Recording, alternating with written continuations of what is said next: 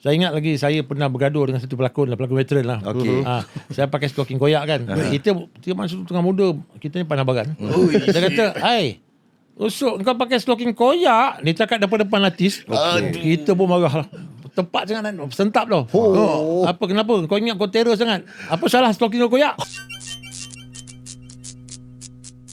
Terima kasih kepada anda yang terus kekal mendengar dan juga menonton Dol Podcast pada minggu ini. Dan kita nak menyerulah kepada rakyat Malaysia. Dengar. Jom ramai-ramai saksikan filem Don Dukun ini akan ditayangkan di pawagam seluruh Malaysia pada 31 Oktober 2024. Wow. Yes. Macam kena pergi tengok ni. Betul. Nanti kita boleh ajak mana tahu kawan-kawan kita, penyokong-penyokong, pendengar-pendengar Dol tengok sekali ke. Tapi macam kena kan kalau kita sebut Dol's Podcast, Don Dukun. Dan kita ada Don Samad. Don Samad masih steady nampaknya. Don Samad. Betul. Yusuf Aslam masih lagi bersama-sama dengan kita pada minggu ini. Dia juga terlibat dalam filem Don Dukun ini. Saksikan bagaimana Datuk Yusuf Aslam bersilat melawan hantu. Tak, aku nak tahu Datuk Yusof ni jadi bomo macam mana? Tu misai palsu ke misai betul tu tu? Palsu gitu. Nampak saya pun tak pakai misalnya kan. Dalam filem tu saya ada memang ada misal lah. Tapi sebenarnya saya pun nak simpan misal itu. Habis tak mana cukur sesilap cukur kan. Dah silap cukur dah sengit sebelah kan. Dia buang lah. Menyusahkan aku ni. Tok, kita nak menyelami kehidupan childhood. Siapakah dia, Yusuf Aslam? Anak keberapa saya daripada ni berapa beradik? Anak yang keempat lah. Kita ni daripada keluarga susah. Bapak saya hanya kisah sebagai pemandu. Dia sebagai pemandu je. Kita tinggal di tepi sungai dekat kawasan Datuk Keramat. Dia pinggir Datuk Keramat. Dan tinggal rumah setenggan. Kita zaman tu bukan saya saja. Zaman tu adalah zaman saya lahir pada tahun 1954, 3 tahun sebelum merdeka.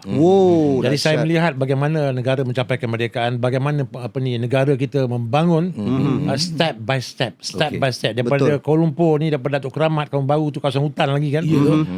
Kampung Baru dengan Datuk Keramat tu boleh katakan banyak rumah tu 95% tu rumah papan. Rumah papan. Jadi banyak lagi kawasan hutan. Kuala Lumpur ni boleh katakan dalam suku Kuala Lumpur ni hutan lagi. Masa Datuk time tu di mana tempat permainan Datuk kecil-kecil ya? Permainan kita tak ada. Saya betul lah kita main zaman tu galak kandar kondi Konda kondi kan. Kandar kondi, lepas tu sungai kan, mandi sungai. Dekat sebelah rumah tu bapak sekoik buat mandi air perigi. Air perigi je. Dan kita tak elektrik pun tak ada, cuma pakai lampu pelita dengan lampu gasolin. Itu je. Sekolah tu? Saya sekolah di Sekolah Kebangsaan Polis Depo. Polis Depo. Polis Depo. Jadi jarak dia lebih kurang 2 km lebih lah. Jalan kaki tu. Ada masa orang tu abang si hantar, kadang-kadang jalan kaki kan. Dan sekolah tu pula menumpang di pusat latihan polis sekarang ni. Sekolah tak siap lagi. Kita baru merdeka. Saya masuk sekolah tahun 60. Bayangkan? Macam mana Aku bayangkan. Jadi kita baru merdeka, negara baru merdeka.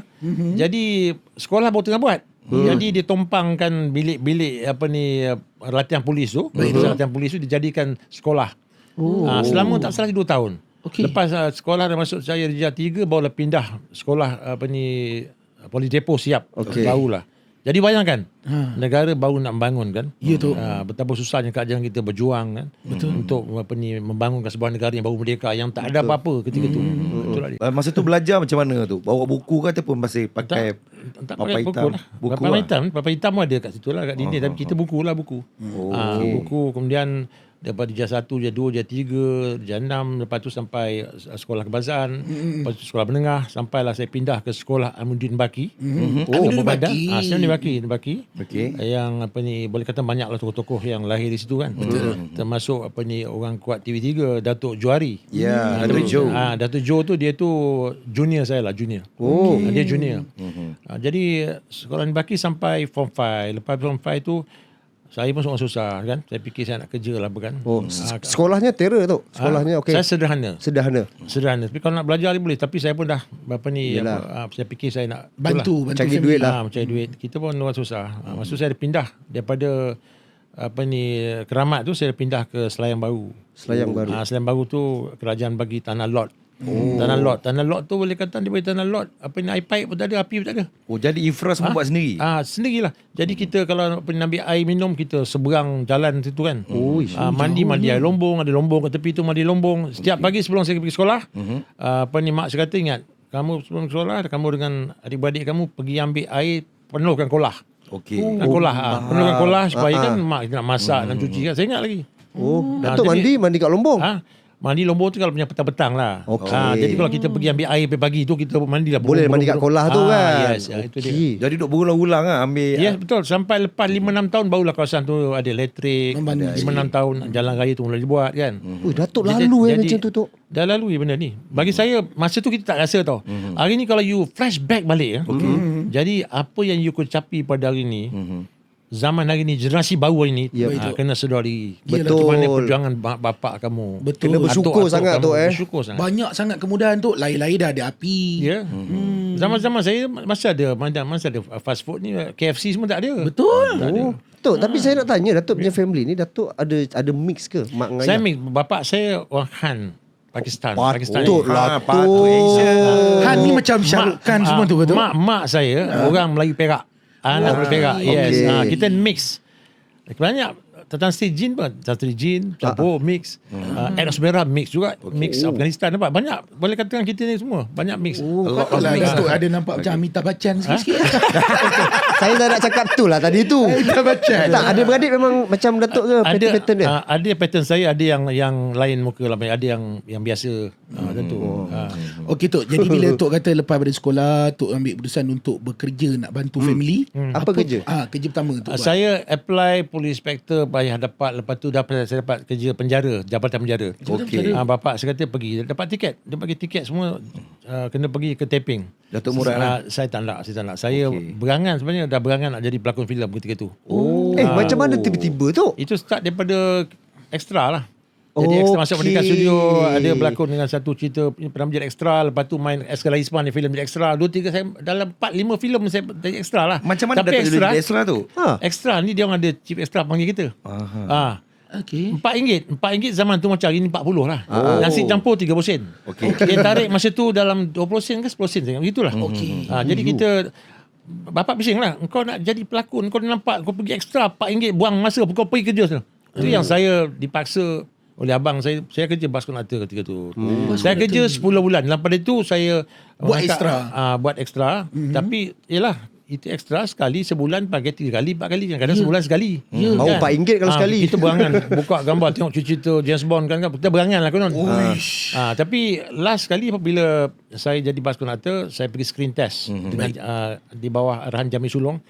Saya, Uji Rashid, Nozi Nani semua dipanggil tu. Lepas tu ramai dalam 40 orang. Uji Rashid dan Nozi dah confirm dapat lah. Jadi saya pergi sana, saya dapat sebadan kuda kering. Okey, kata Ustaz Aslam, kamu jadi macam second hero lah kira, laki-laki kan. Terror lah second hero. Satu sebab masa tu Kuda kering. Nak beli baju ketika tu pun pergi kat coket, carilah baju-baju gantung. Terus terang, susah kita. Susah. Saya ingat lagi, saya pernah bergaduh dengan satu pelakon veteran lah. Saya pakai stocking koyak kan. Kita masa tu tengah muda, kita ni pandang baran. Dia kata, Usuk kau pakai stocking koyak, dia cakap depan-depan artis. Kita pun marah lah. Tempat sangat, sentap tau. Apa, kenapa? Kau ingat kau terror sangat? Apa salah stocking kau koyak? Ini sangat ke? Dah marah. Masa tu baru Pandang marah. kan? Lepas tu fikir sekarang, apa nak marah? Stocking koyak, memang koyak pun. Mungkin tak, dia bukan apa, malunya tu. Ya malu. Malu Malu lah. tak. Malu kat depan actors. Jadi tu actress apa yang ada? Susah sebut lah. tak ada. Siapa orang yang saya marah tu pun dah meninggal lah semua. Masya Allah. Hati-hati susah lah. Tok, kiranya masa Tok banyak buat ekstra, Tok sempatlah buat ekstra untuk filem-filem Tan Sri P. Ramlee. Tak ada satu je. Pasal masa tu nak tutup. Studio nak tutup. Studio ada, tapi dia dah nak belah dah. Studio Merdeka? Merdeka Studio. Merdeka Studio. Yang saya masuk filem yang dalam gambar color ni adalah bukan Merdeka Studio di Hulu Kelang. Itu Merdeka Film di Jalan Bukit Bintang. Jalan Bukit Bintang. Dia ada dua. Dia orang ni Shaw Brothers ni, dia ada puak-puak tu. Ada satu puak dia akan sini. Dia buat gambar color. Okay. First gambar color di Merdeka Film, bukan Merdeka Studio Dia kat Bukit Bintang, dia buat nama cerita filem dia, tajuk filem dia Permintaan Terakhir. Okey. Dia ambil daripada cerita Cina lah. Cerita Cina tu. Jadi apa nama cerita tu, The Last Wish, itulah lebih kurang. Dia ambil dia tu, cerita tu dia jadi Melayu kan. Jamil Sulong mengarah lah. Mengarah Datuk Jamil Sulong arwah. Dia tu lepas dia berlaku kontrak dengan diorang 3 tahun dengan gaji bulan 500 ketika tu. Oi, besar. 500 saya berhenti lah jadi bas penata. Mula-mula saya ingat lagi satu co-director dia daripada Hong Kong, Mr. Kwee Chi Hung nama dia. Okey. Dia kata, you kerja apa dia? Saya kata kerja. Dia kata, no, you a star now. Dia kata, you berhenti.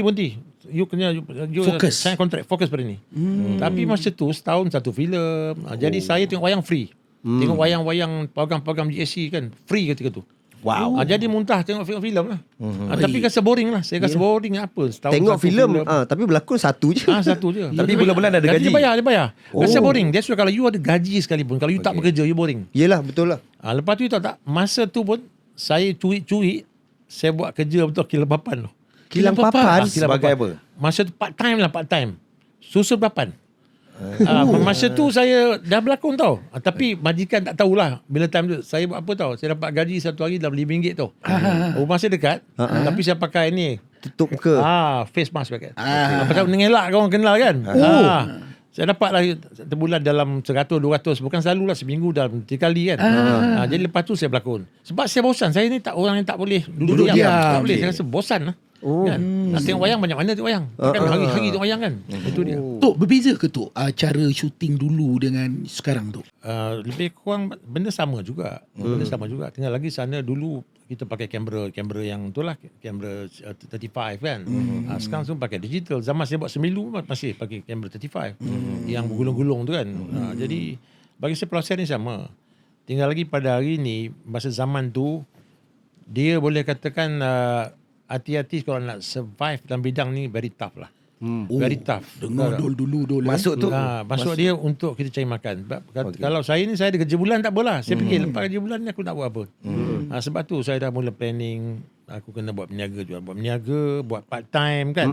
Saya nak kumpul duit. Sebab saya tengok depan mata saya sendiri lah. Ini saya tengok ini artis ada nama kan. Tapi tengok style dia punya lifestyle dia nampak biasa-biasa. Kita tengok ada majalah tu. Gitu kan. Handsome. Tapi bila kita tengok kata tak boleh jadi ni kan. Jadi itu yang buat menyedarkan saya. Saya buat berniaga. Kena buat kerja lain juga. Itu yang Datuk tak ambil masa yang lama. 1984 Datuk buka skop. Before that tahun-tahun 70 penghujung tu saya dah jual kereta, used car dealer. Macam-macam kerja Datuk buat. Saya pernah jual baju-baju bandel ni, saya pernah buat masa tu pun dia ada macam baju-baju baru tau. Dia kata okey ni. Jadi kita cari hati-hati supaya kita jual baju-baju tu. Jual ke artis. Lepas tu saya jual kereta, yang beli kereta saya pun ramai juga tu. Siapa? Yang beli kereta saya JJ. Datuk Jamal.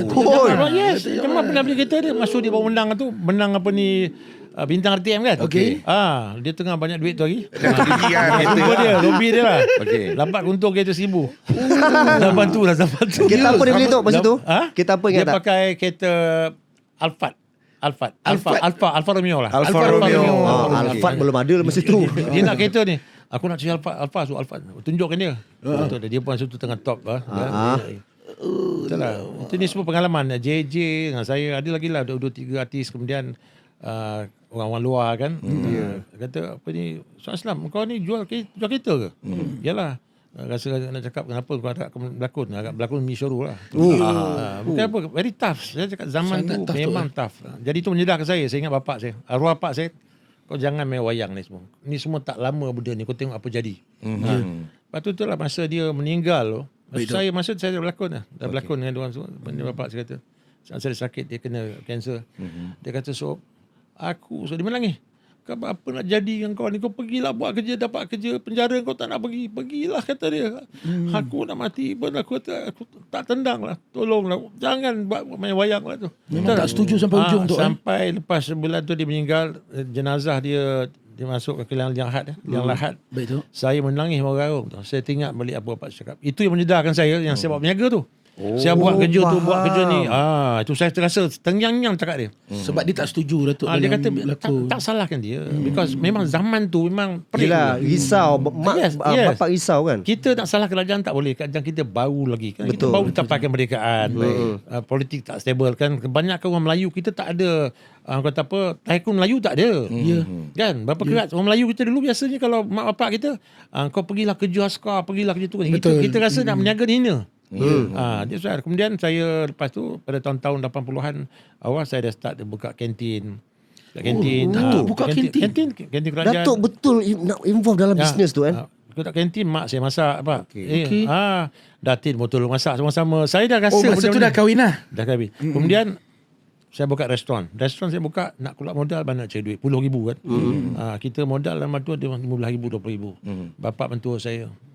Bapak Datin turun bawa duit shop buka restoran. Saya kata Pak tak cukup duit tak apa ambil ni. Ingat hang niaga restoran ni hang kena dia orang Penang. Hang kena sabar selama setahun.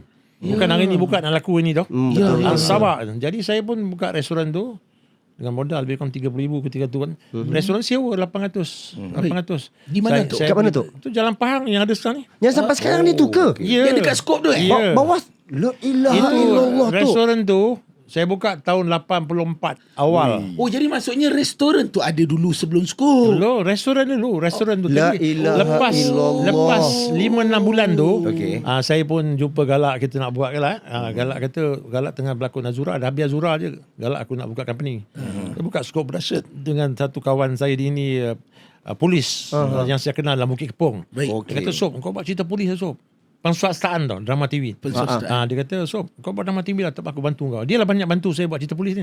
Dia kata tak apa Sob, aku polis. Jadi itu pengalaman. Proses pengalaman yang saya lalui kehidupan ni. Baik tu. Orang-orang di sekeliling itu dah rahmatnya Jim Samsudin ambil saya berlakon. Saya kenal pegawai polis kan. Dan saya mengenali Tun Hanif Umar pun masa Bukit Kepong juga. Bekas KPN. Bekas orang ketua polis negara yang paling muda dan paling lama sekali. Dia bersara pada tahun 1995 masa saya buat filem Sembilu 2. Masa tu dia bersara. Jadi proses panjang. Orang tak tahu. Awak ingat restoran saya baru? Restoran tu dah. Betul. Saya ingat skop dulu. Lepas saya buat 8 bulan tu, bila buka penswastaan tu, barulah saya buka office kat atas. Kecil Galak tahu lah Lepas tu Galak ni, dia ni merantau daripada Singapura datang kemari kan. So dia kata, aku masalah satu Sob. Aku kata kau nak makan kedai aku ada. Atau office di atas. Kecil office kita. Staff tu seorang lah Rubiah saudara saya lah. Staff seorang je masa seorang. tu? Dia kerani lah angkat telefon. Telefon tak ada zaman tu. Ketak tu tali apa ni, machine type. Jadi Galak dia kata, aku masalah tempat tinggal ni Sob. Jangan risau, ada store. Tidur dalam store. Kebetulan ada store dekat tempat tu lah. Store tu kecil, cukup untuk katil lah. Saya siapkan katil tu lah cukup lah. Ada tu, ada bilik air semua kan. Aku Sob kata bukan apa Sob, tempat tinggal cukup dah. Makan kau jangan risau, makan kau makan lah kat restoran aku. Makan free makan kan. Itu dia lah pergi mana, pergi cari location kan. Jadi dapat job tu pergi cari lokasi. Saya nak cari lokasi, nak cari PM, kita duit pun tak ada. Nak buat drama TV pertama, projek RM300,000. Oi, besarnya. RM300,000. Poket ada tak sampai RM20,000. Masa tu tahun 84 tu. Bayangkan 85. 300,000 Datuk Kau bayangkan saya nak bergerak tu hampir saya kata sampai RTM dah keluarkan surat, okey you nak buat cerita boleh, okey kita bagi you 5 episod, kontrak RM300,000. Okey. Saya kata macam masa tu nak cari duit macam mana? RM300,000 tu. Yelah, siapa nak invest, siapa nak percaya kan. Siapa lepas tu nak siapkan bank guarantee RM45,000. Bank guarantee 15%. Okey. Aku ada RM20,000 lah Ini RM45,000 banyak nak cari. Tapi itulah saya berusaha korek sana kemari apa semua kan. Dapat siapkan RM45,000. Okey. Baru start sampai RTM beritahu, ini Soal Islam, kontrak nak mati dia tahu. Kalau you tak bayar bank guarantee, batal. Alamak. Ini aku bayang RM400,000. Dia ada deadline dia lah kan. Dia ada deadline dia. Sekali okey, alhamdulillah.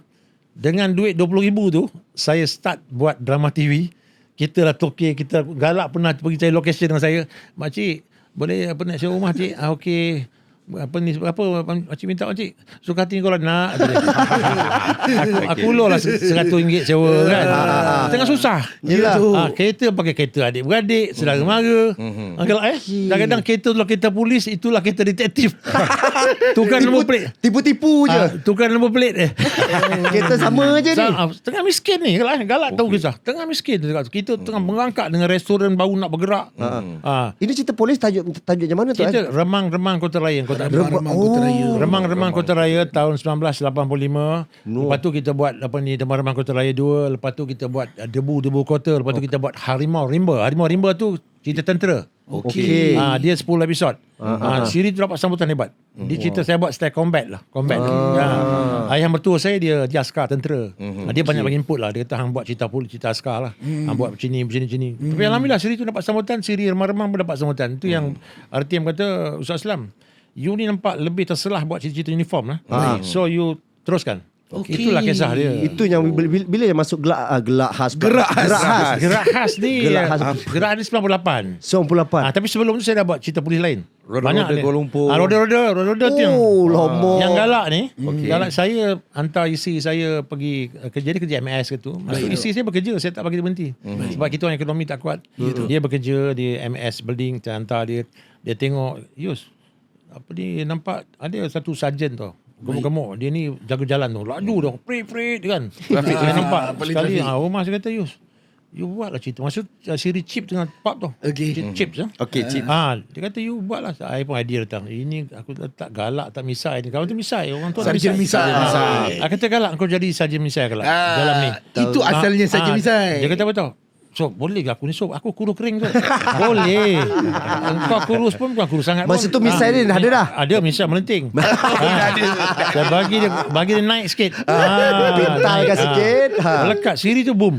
Boom siri tu. Dapat sambutan. Dan melekat, sampai lepas tu kita buat macam banyak siri lah. Saya buat cerita-cerita cinta, cerita apa semua. Tapi cerita polis yang kita buat lebih daripada 1000 episod. Cerita polis je.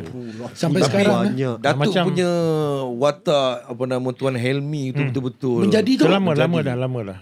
Galak ni kira dia paling lama saya. Paling lama. Setiap cerita saya buat ada. mesti ada dia. Ya. Abang Long Fadil pun ada. Sebab permulaan skop tu sendiri memang Datuk dengan Abang Galak. Yes. Bukan? Itulah dia.